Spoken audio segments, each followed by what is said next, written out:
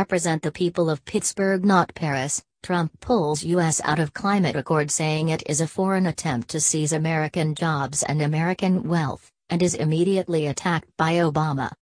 Donald Trump pulled the United States out of the Paris Accord on climate change on Thursday afternoon, deriding it as bad for American jobs and bad for the environment. He dared opprobrium from foreign leaders, environmentalists, scientists and celebrities to say he was putting the jobs of American workers first. "We don't want other leaders and other countries laughing at us anymore. And they won't be. They won't be," Trump declared. "I was elected to represent the citizens of Pittsburgh, not Paris." Before he even sat down, his predecessor Barack Obama launched an all-out assault, saying Trump joins a small handful of nations that reject the future. The leaders of France, Germany and Italy said the decision was regrettable and that the deal was non-negotiable.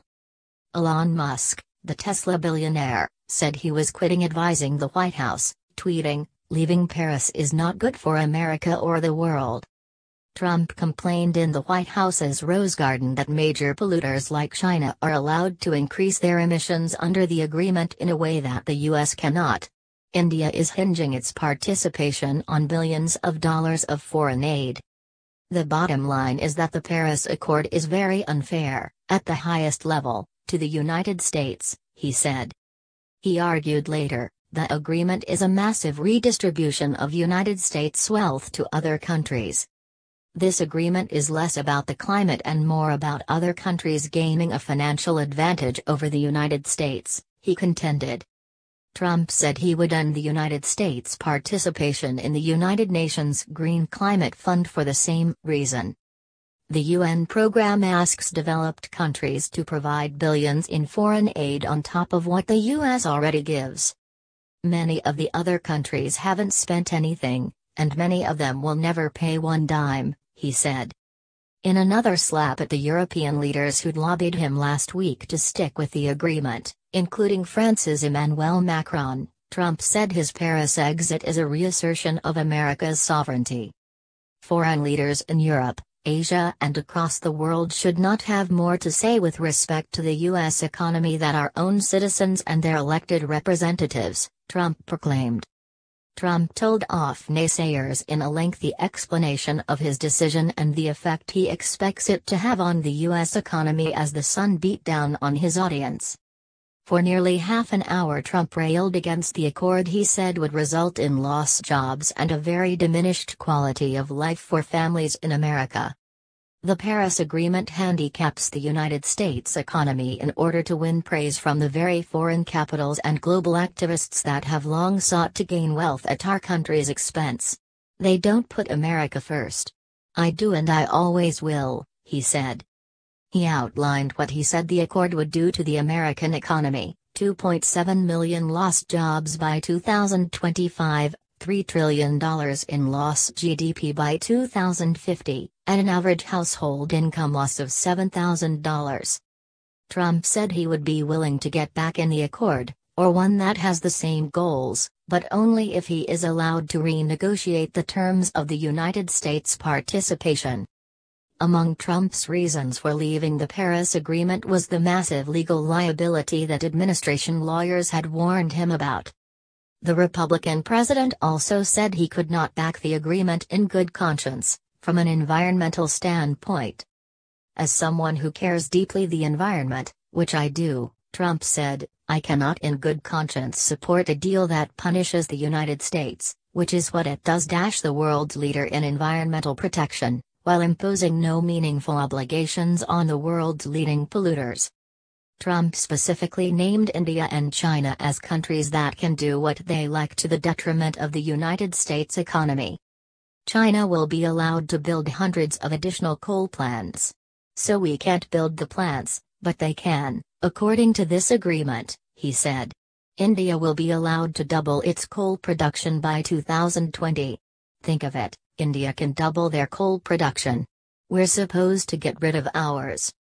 Even Europe is allowed to continue construction of coal plants," the president said. Trump ended months of speculation in the afternoon Rose Garden event that was promoted with all the anticipation of a major press conference.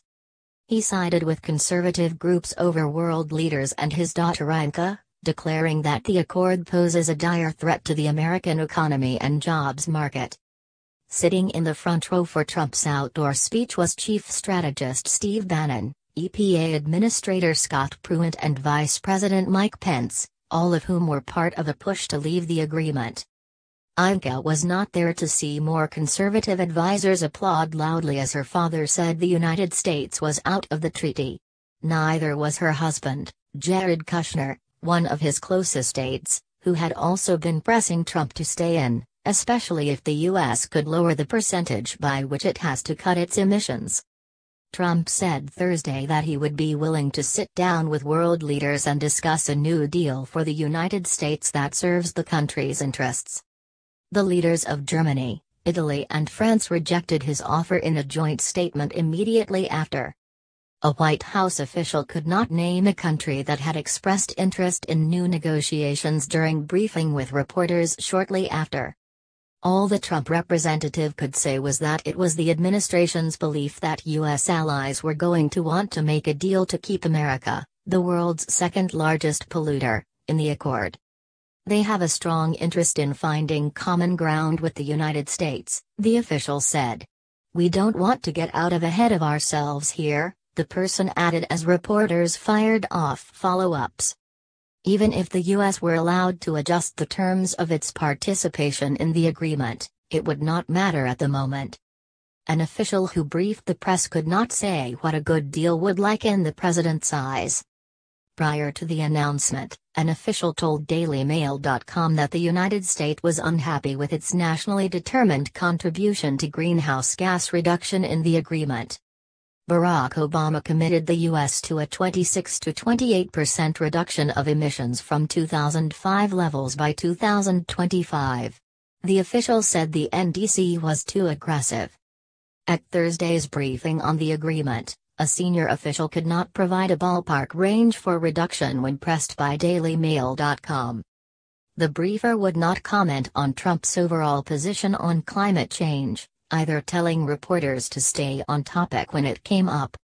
Trump presented himself Thursday as an environmentalist and shared concerns that the Paris Agreement in some ways does not go far enough. He said in a 2012 tweet that was not far off from his other comments in the Rose Garden that climate change was a hoax, though, and has slammed the idea that human activity has contributed to the warming of the planet. Asked about Trump's beliefs on Tuesday, White House Press Secretary Sean Spicer told a reporter, "Honestly, I haven't asked him. I can get back to you." The president's current thinking was still an unknown on Thursday. A senior official who was put behind the podium to answer questions on Paris provided the same excuse as Spicer. "I have not talked to the president about his personal views," the official said. A week ago, an official close to the talks said of Trump's position on climate change, "I think what's not real is the environmentalist sort of conception of it, which is this like notion that we're on the cusp of a major apocalypse. Is the climate changing? Has it changed? Sure. But that's like a trite point. So what? The point is sort of, what's driving it? What are the factors that are driving it? What's the human impact?" Continuing, the official said, "Do we care about that? Yeah, sure, we care about answering those questions. The federal government will continue to fund science and continue to try to get the best science back from our scientists." For days, Trump had been hinting that he would make an announcement on Paris this week, but he would not say what he had decided, even after U.S. officials told reporters Wednesday that he was pulling out. The White House tipped its hand just an hour before the president spoke when it distributed a set of talking points to allied organizations that proclaimed, "The Paris Accord is a bad deal for Americans, and the president's action today is keeping his campaign promise to put American workers first." The document said the U.S. is exiting the International Climate Accord because it is in the best interest of U.S. economy. A successful businessman before he was elected, Trump has already taken steps to end the job-killing regulations his predecessor enacted in order to bring the U.S. in line with the Environmental Pact.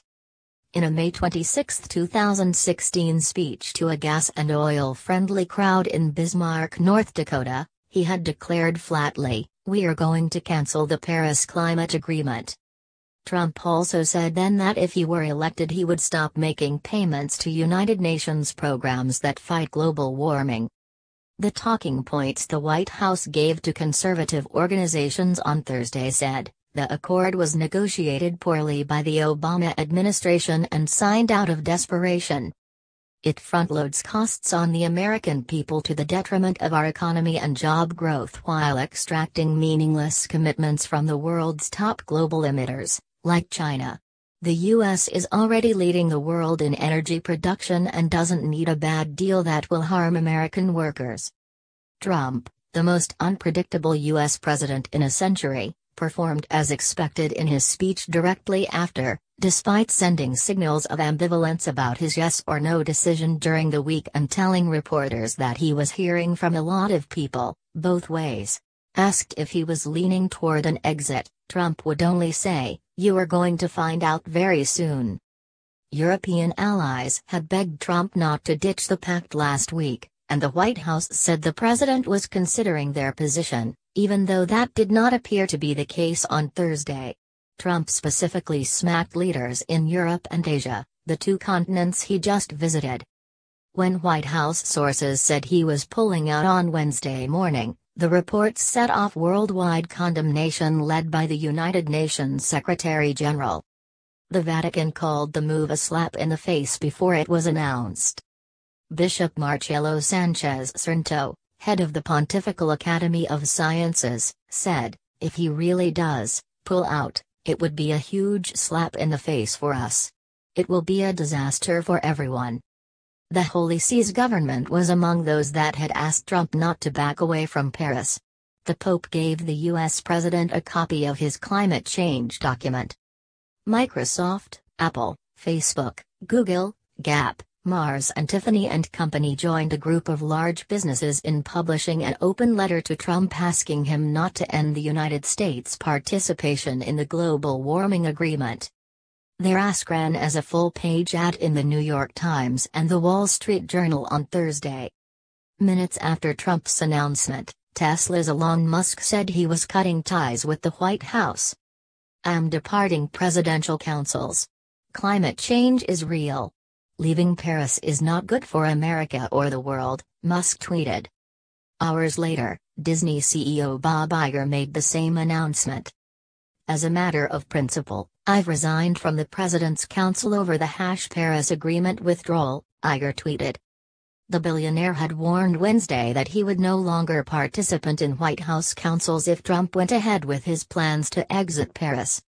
It was apparent Thursday that the president didn't care.